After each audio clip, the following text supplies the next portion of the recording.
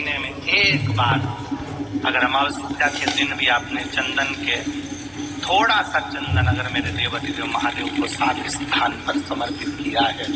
अशुभ यहाँ पर वर्णन कर रही है मैना, धन्या और कला की कथा कर रही है। तीनों ने सनकादि ऋषियों से मांगा।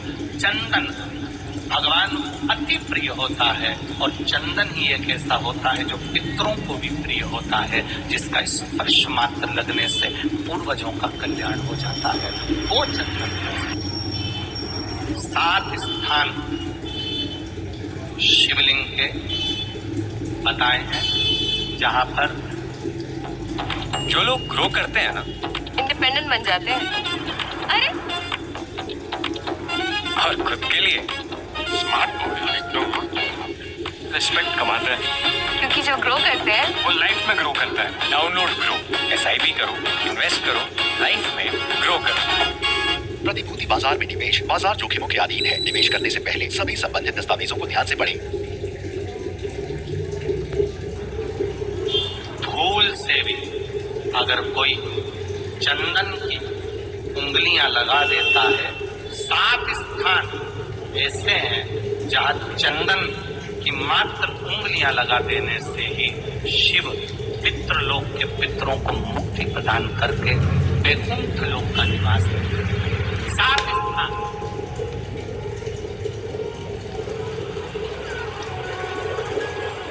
और वो 7 स्थान जो चंदन के बताए गए, पहला भगवान देवाधिदेव महादेव के शिवलिंग पर चंदन का लेपन। समझ लेना जरा बहुत अच्छे से। आपको लगता है स्वप्न में कोई मुर्दे दिख रहे हैं, या कोई जल रहा है, या कोई मर रहा है, या कोई चला गया है, ऐसा भय लगता है।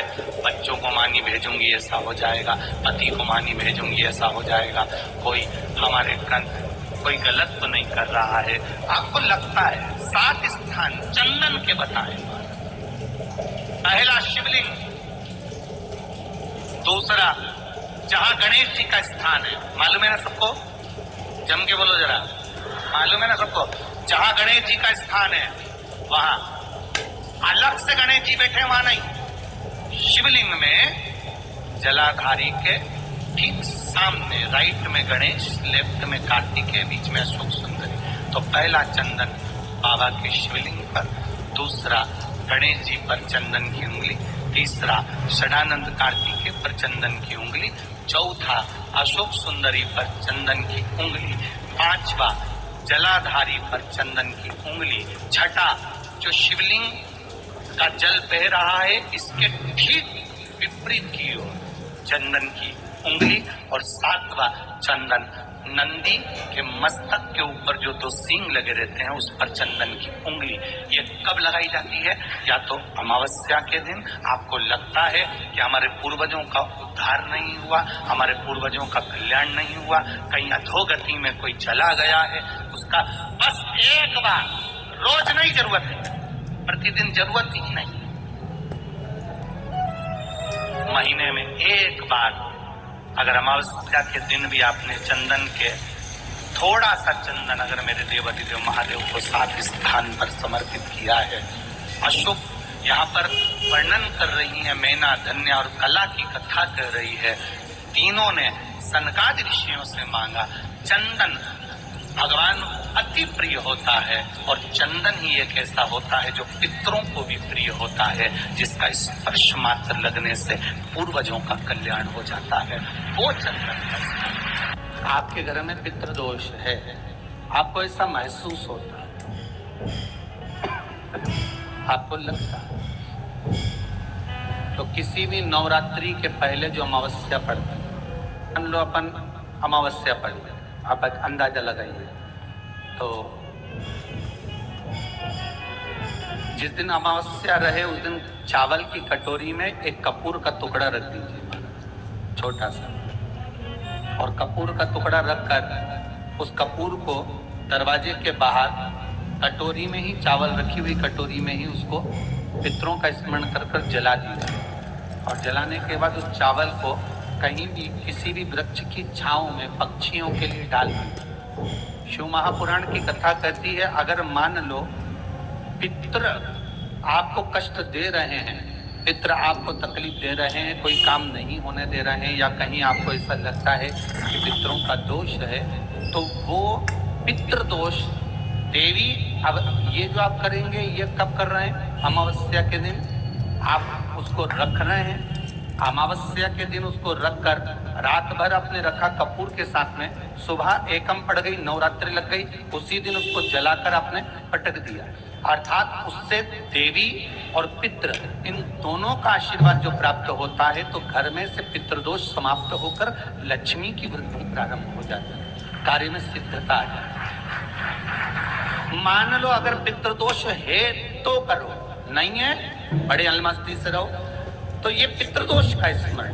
तो यहाँ शास्त्र कह रहा है कि पितरों का जो लोक होता है, पितर जो लोक होता है, उस पितृलोक में 64 योगिनियां प्रवेश नहीं करती। शिव महापुराण कर रही है, शंकर की कथा कर रही है। एक छोटा सा उपाय अवश्य करिए। मान लो आपको लग रहा है कि आपके घर में पितृदोष है, आपको ऐसा महसूस होता है, अमावस्या पड़ती है, चावल की कटोरी में एक कपूर का टुकड़ा रख दीजिए, छोटा सा, और कपूर का टुकड़ा रखकर उस कपूर को दरवाजे के बाहर कटोरी में ही, चावल रखी हुई कटोरी में ही उसको पितरों का स्मरण कर कर जला दीजिए। और जलाने के बाद उस चावल को कहीं भी किसी भी वृक्ष की छांव में पक्षियों के लिए डाल दीजिए। शिव महापुराण की कथा कहती है, अगर मान लो पितृ आपको कष्ट दे रहे हैं, पितृ आपको तकलीफ दे रहे हैं, कोई काम नहीं होने दे रहे हैं, या कहीं आपको ऐसा लगता है कि पितरों का दोष है, तो वो पितृ दोष देवी, अब ये जो आप करेंगे ये कब कर रहे हैं? अमावस्या के दिन आप उसको रख रहे हैं। अमावस्या के दिन उसको रखकर रात भर आपने रखा कपूर के साथ में, सुबह एकम पड़ गई, उसी दिन उसको जलाकर आपने पटक दिया। अर्थात उससे देवी और पितृ इन दोनों का आशीर्वाद जो प्राप्त होता है, तो घर में से पितृदोष समाप्त होकर लक्ष्मी की वृद्धि प्रारंभ हो जाती है। अमावस्या के दिन प्रदोष काल में, प्रदोष के समय पर, प्रदोष काल में शाम के समय पर जाकर किसी भी नदी, तालाब, बावड़ी, कुआं, कहीं ना कहीं जो आपके पास में हो, वहां पर एक घी का दिया, बत्ती का मुंह दक्षिण की ओर कर अवश्य जला कर जाना, सारे पितृ दोष समाप्त हो जाए। अगर नदी, तालाब, बावड़ी, कुआं नहीं है तो पीपल का वृक्ष हो, या बेलपत्री का वृक्ष हो, या बट का वृक्ष हो, उसके नीचे लगा दो प्रदोष काल में। पर अमावस्या के दिन लगाएं जरूर। क्यों? क्योंकि अमावस्या 16 दिन तक पितृ मृत्यु लोक में आने के बाद में भोजन ग्रहण करते हैं। अमावस्या के दिन पितृ शाम के समय प्रदोष काल में शंकर भगवान का नाम जाप कर कर नदी, तालाब, बावड़ी पर पानी पीने जाते हैं।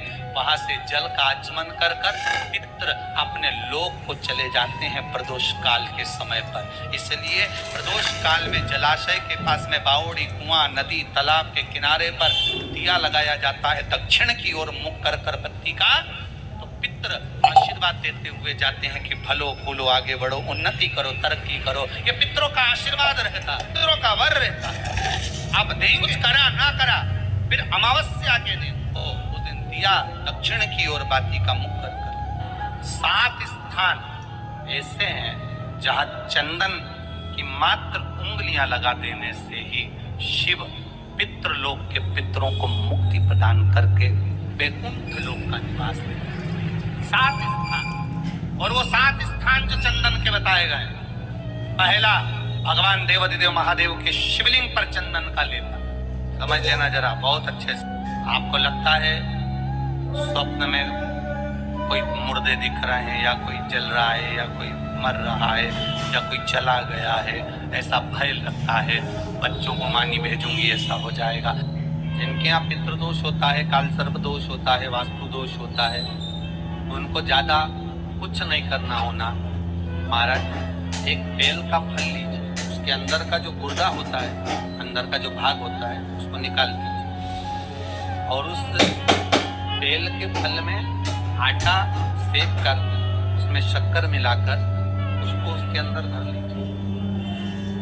अमावस्या के दिन सुबह 10 बजे से पहले उसको अपने घर में घुमाने के बाद में जिसको कालसर्प दोष बताया है, पितृदोष बताया है या वास्तु दोष का स्मरण बताया है, घर में सब दूर घुमाकर अपने परिवार का हाथ का स्पर्श कराकर पीपल के पेड़ के नीचे तक गड्ढा खोदकर उस बेलपत्र के उस फल को डाल दीजिए। महाराज केवल एक अमावस्या करना रहता है, पितरों के दोष से मुक्ति मिले और हमारे घर के कार्य सफल होना प्रारंभ हो जाएगा। पति को मानी भेजूंगी ऐसा हो जाएगा।